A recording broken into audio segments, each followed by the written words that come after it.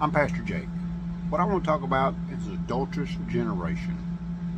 That's what we all became. That's what Jesus kept calling the Pharisees, an adulterous generation. What it means is, you say you're married to God, but you're sleeping with the devil. That's just what it means. He said you're sleeping with evil. Every time you get a chance, that's what you're doing. And that's because the way we're doing. You know, we have to call out everybody's imperfections. We have to tell everybody's secret. That's gossip. We like to talk about everybody. We like to use everybody's past against them. Why? Because it makes us feel better. That's an adulterous generation right there. We should be living for God, having peace.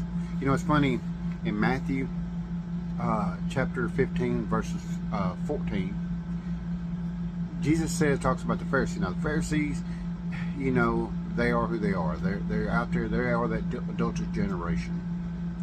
And finally Jesus turns around and says, just leave them alone. He said they're the blind leading the blind. If the blind lead the blind, they'll fall into a ditch. You know, because I've heard pastors say, well, we got to save these people from this pastor or this person or this person. You know, and they like to call out names.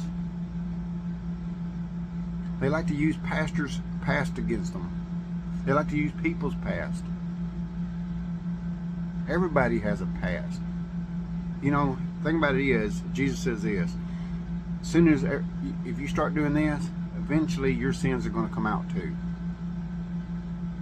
He said, because there's nothing hidden that won't be seen. And that's why we got to move from being adult generation and come back to being God. You know, come with people with love. Quit using their past against them. I've seen preachers run out of churches that were good preachers. Why? Because their past, years ago, something happened.